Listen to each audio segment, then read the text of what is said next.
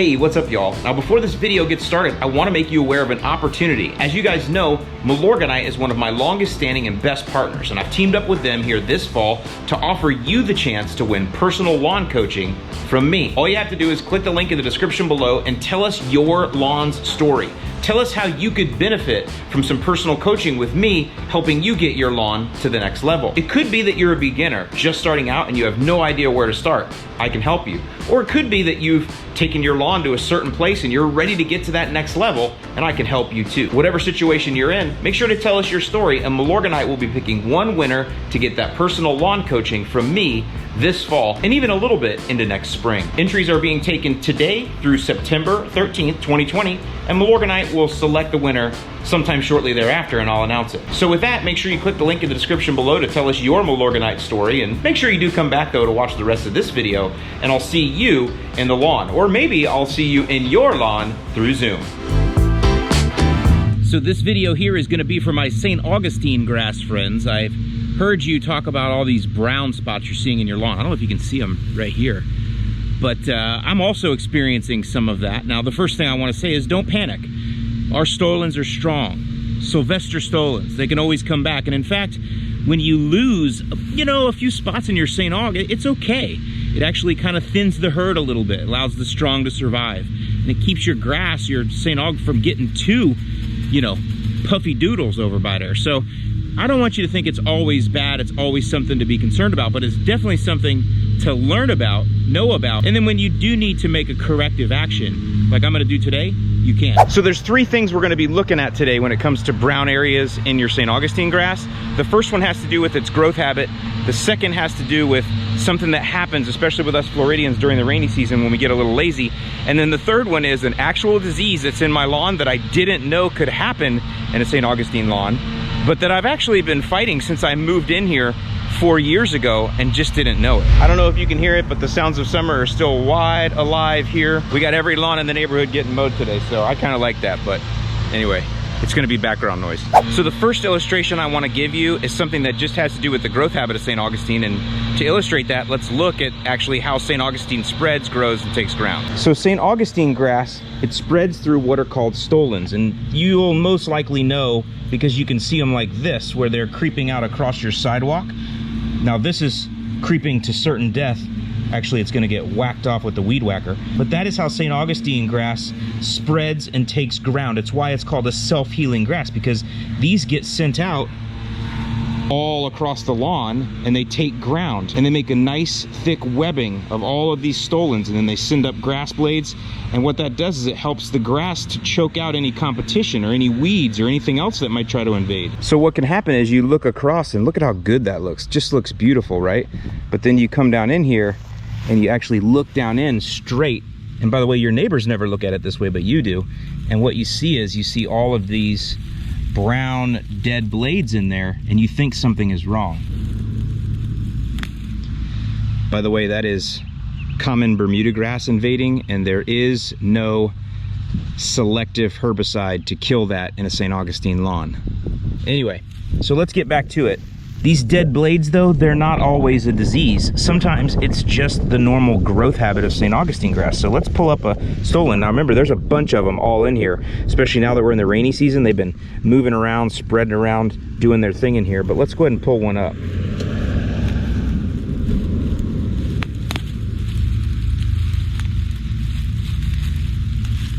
See how much of it I can get here. Don't worry, this hurts me as much as it hurts you, baby. There we go. Oh, that's a long one. Look at that. Stola constrictor. Okay, so you can see this stolon. Now, let's talk about something. This is what I call the business end. This is the growing end. Now, we got some spots on the leaves there. That's part of the disease pressure that I'm under. We'll talk about that in a minute. That has nothing to do with this illustration, but this is the business end right here. And each one of these little, they're like knuckles kinda, but they're called nodes. And so the way this works is, back here is the mother plant, somewhere back here, and this stolon has been pushed, and every few inches as it pushes, it creates a node, and the node does two things. The first thing it does is it sends down roots, and the second thing it does is it sends up grass blades. And then the node keeps lengthening, and then the stolon keeps lengthening, another node is created, and then the stolon keeps lengthening, another node is created, and so on and so forth. So what you have is, and you can actually see it here, these nodes down here are actually older than these up here by possibly several weeks. That's why these are much greener and much healthier, and you can see these are starting to slough off. So the reason that these are more green than these is because of what are called sinks and sources. Those are actual kind of technical terms, and let me explain what I mean by that. So as the grass is growing and as the stolon is moving, it is putting out more sinks, and sinks are out here at the end. These are called sinks, and what they're doing is they're moving, they're pushing roots down, and they're pushing up grass blades so they can grab the sunlight and photosynthesize. Down here, these are older sinks that are actually turning into sources, and down here, these are sources. And you can see there are no more grass blades here, they've all died off. But what you have now is you just have rooting masses, and these roots are continually grabbing. These are now sources, and these roots are sources of nutrients and water. They're grabbing nutrients and water and sending it down the stolon to the sinks so that they can keep pushing up grass blades, but also so they can continue moving and pushing and grabbing more ground. What you have here in the middle are older sinks that are in the process of becoming sources. And so that's why you see these dead grass blades in here. That is not from disease. That is just the normal growth process of these sinks aging to become sources. And you can imagine that the longer the stolon gets, the more sources it has to have to keep supplying all these sinks way out here in the middle of nowhere. It's like having a fort way out in the middle of the desert that you got to protect. It's going to take a lot more support to keep the supplies moving out that far. So the long and the short of it is, a lot of those dead grass blades that you might be seeing in there are just the normal sloughing as sinks turn into sources. So that will break down on its own. In time, microbes will break it down, and the more heat we have and the more sunlight, that helps as well, because it sucks all the water out and it helps things to compress and dehydrate so they can move down. But you don't have to de-thatch this. That's the other question people ask. Well, can I de-thatch it? And the answer is no.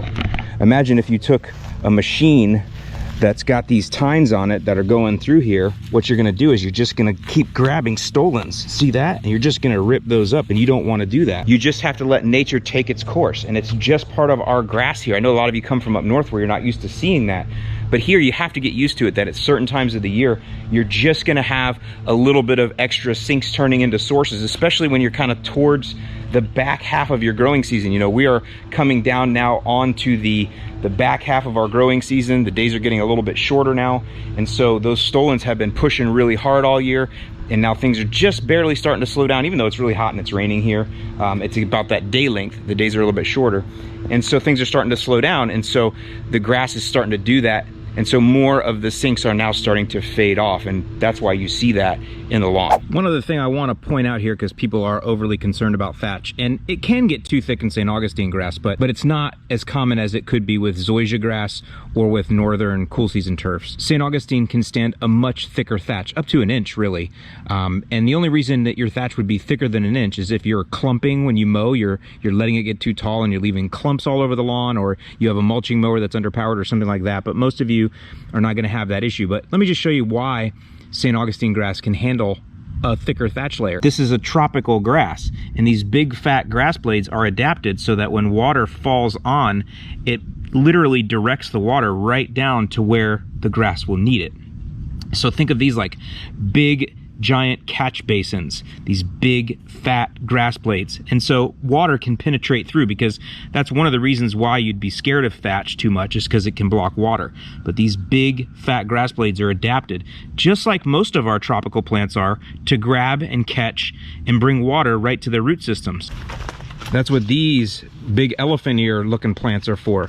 They catch the rain, and the rain is caught and it brings it right down to where the plant needs it. Same thing with these beautiful red Congos here. I got to get these in the ground, but same thing. See how they grab water? It just rains. See how they grab water and they direct it right down into the root system. And the St. Augustine grass does the same thing, just to a different degree, because it's thousands and thousands and thousands of these big leaves catching rather than just a few.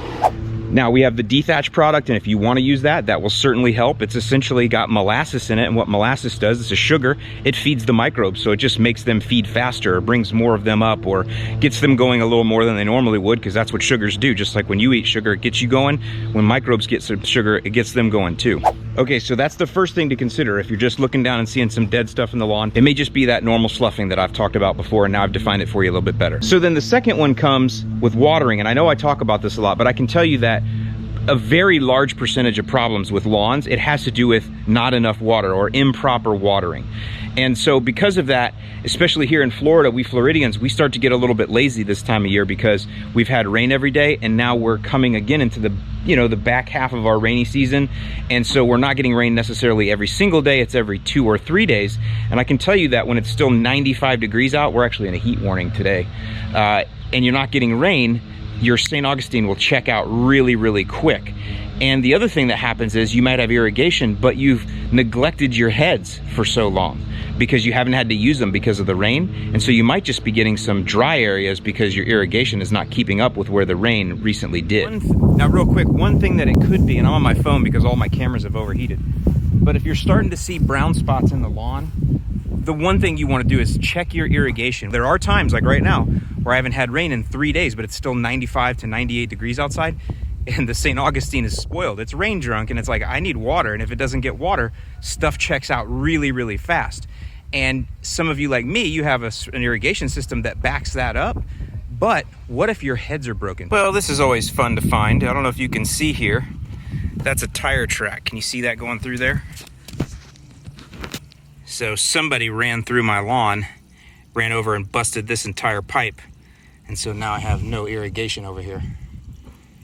Always something, isn't it? Always something. And so the point there is, make sure you check your irrigation. Even if you think your irrigation is running, run a cycle on every single zone, check the heads, make sure nothing's blocked, because St. Augustine grass will tie around, it'll tie up heads, it'll block them, and I'll bet you that'll solve some of your problems as well. Okay, and then the final thing, at least that I'm seeing here in my lawn, and it's worse than it's ever been, is actually brown patch disease. Now let me explain something to you. There is a pathogen called Rhizoctonia, and Rhizoctonia, I guess there are 2 strains of it. Now I didn't think that warm season lawns, especially St. Augustine, could get brown patch. I thought we got large patch, which is similar, but let me explain the difference in large patch and brown patch now in a little bit of technical detail. Large patch and brown patch are both caused by a soil-borne fungus, Rhizoctonia solani. We call it large patch when it infests warm season turf, and that is the strain AG22LP. And we call it brown patch when it infests cool season lawns, and that is typically strain AG1A. What I didn't know was that AG1A could be found in warm season turf. At first I thought the spots were dollar spot. I had also thought that maybe it was gray leaf spot. And then I even thought maybe it was animals urinating in the lawn.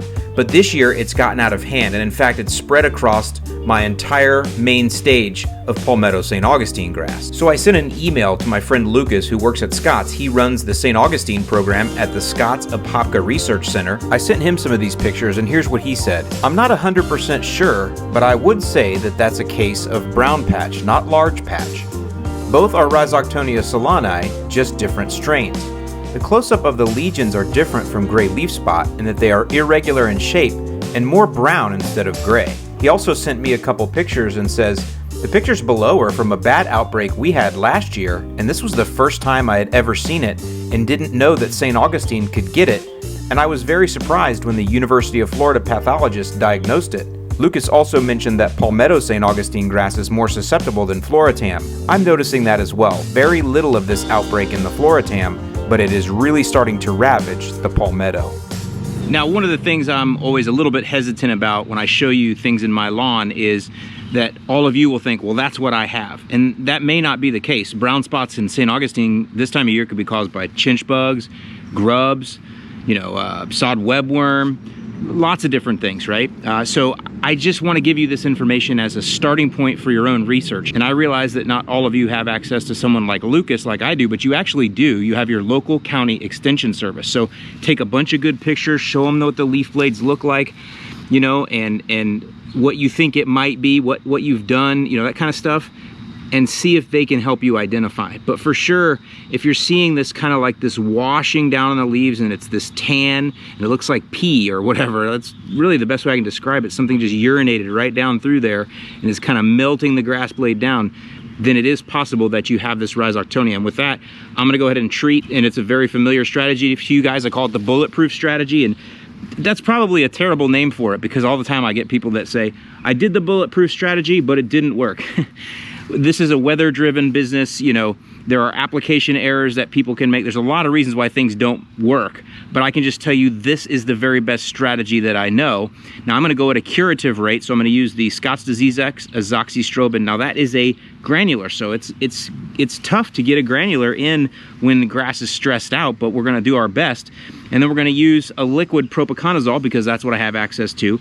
And propiconazole doesn't work as well as azoxystrobin does. And if you look at the label on there, it is listed that for brown patch, but it's not gonna do as good. But the two together should do just fine getting this cleared up. And then I'm also gonna go ahead and put in some De-Thatch and a little bit of RGS. I'm gonna mix all of that together in with my propiconazole, and I'm gonna spray all that out. The De-Thatch just to help the dead stuff break down a little faster, so that's more for a visual, and the RGS to stimulate more rooting and shooting and hopefully help this grow through a little bit faster.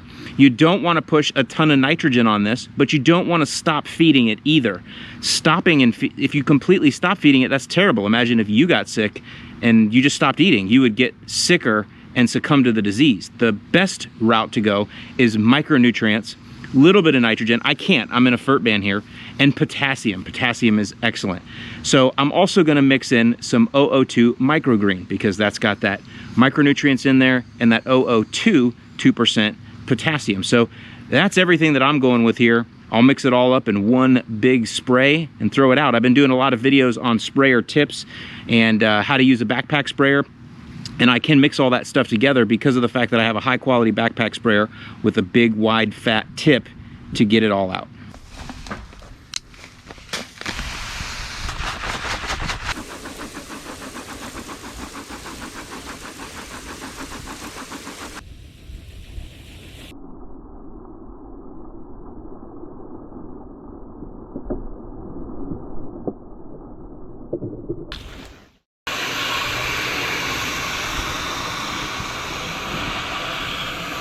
Okay, I hope the sound's gonna be okay with this. I got the air running over there, but got the sprayer mixed up halfway, filled up halfway here with water. And we got a pretty mega mix going on here.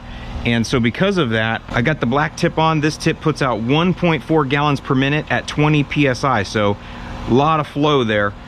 I'll talk more about this in an upcoming video, as well as I have a blog post I'll link below where I kind of gave you an introduction to aftermarket tips. But just know, because this is such a thick mix, we're gonna go 4 gallons of spray mix across 2,000 square feet. So first thing we're gonna put in, and again, we're halfway filled with water already, is our propiconazole, and our rate there is 2 ounces per 1,000, so we need 4 ounces, which is right there.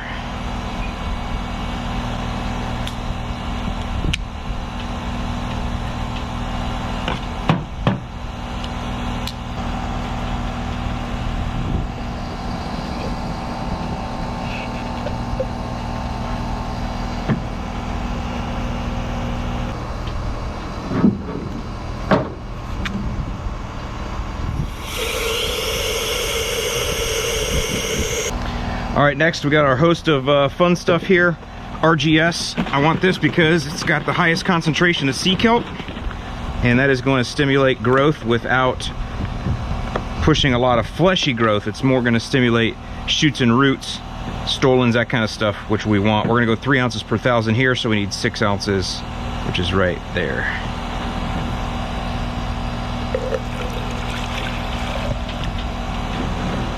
Oh yeah. Next, De-Thatch. The reason I'm using De-Thatch is because dead material has to decay. It's not like it comes back to life. So what this will do is stimulate the microbes to come up. It's got molasses in it just to eat up the dead stuff quicker. That's the idea there. So it's really for the visual response. As well as I did show, I've got some of those sinks that have turned into sources, and so this will just help to melt those away too. 9 ounces per 1,000, so we need 18 ounces here.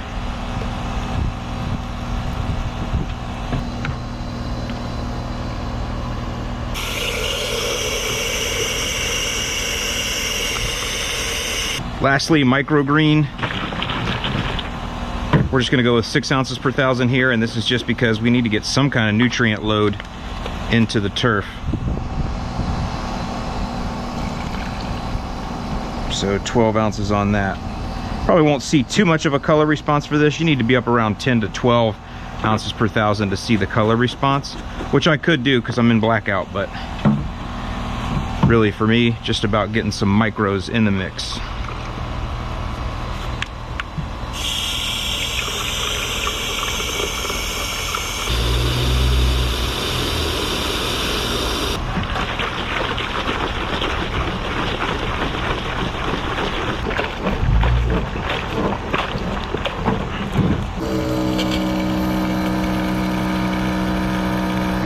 I made a little note here, black tip. I have 2 minutes and 51 seconds to empty this across 2,000 square feet. Again, some of you might be like, but Al, but that's 4 gallons. Just wait till the next video where we talk about the advanced tips.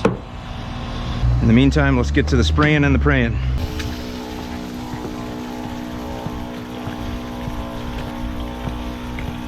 I'm going a little bit lower here with my trim pass because I don't want to get this on the sidewalk because it's got the MicroGreene in it, and that will for sure stain. So I'm keeping it a little low and tilting it a little bit that way for this trim pass. Now you'll see I'm at knee height. I don't know if you'll be able to see it on the camera, but this thing is putting out some flow, but that's what it's made to do.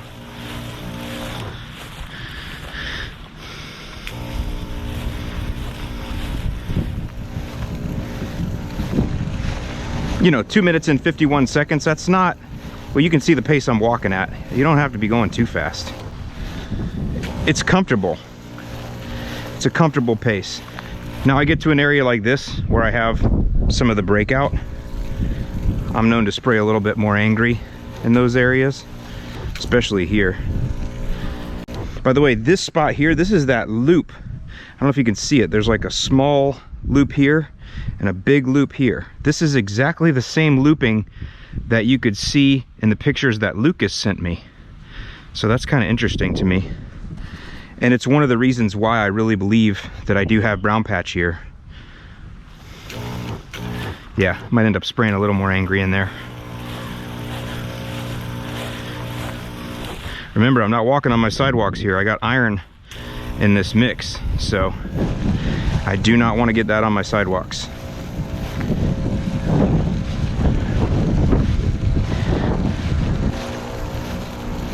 Area here, spray a little more angry.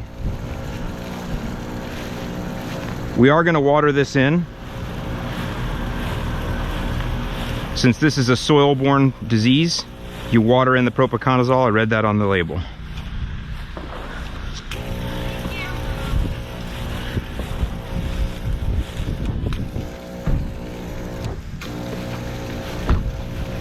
One thing I do like about this sprayer is this extension here, you know, so you're not real close to yourself, so you can use that to your advantage. So you can stick that out there further and then save getting stuff on you. So I do like that. Oh yeah, you gotta spray real angry in here.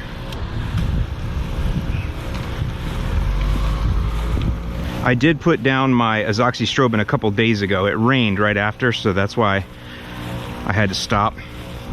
So this is a couple days later. The azoxy's already been watered in, but we are going to water this in as well. 1/4 inch. Oh yeah, spraying angry in here, boy.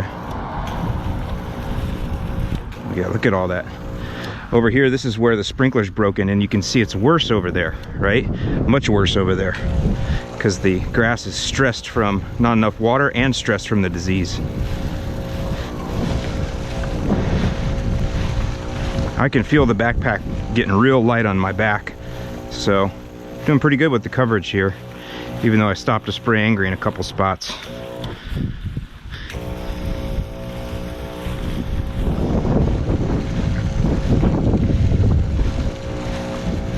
I don't know if you can hear that, but that tells me we're almost done. Based on the weight that I feel and what I can hear of the sloshing, we're really close to the bottom now. So since I got a little left over, again, I'm gonna take advantage and spray a little more angry in some of the worst spots.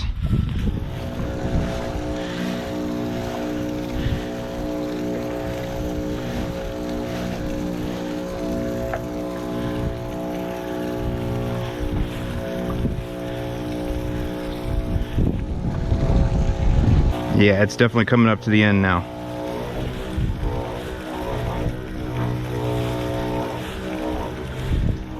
Yeah, there we go. Pretty much it. Shake it around a little bit. I guess we have a sprayer dance we do.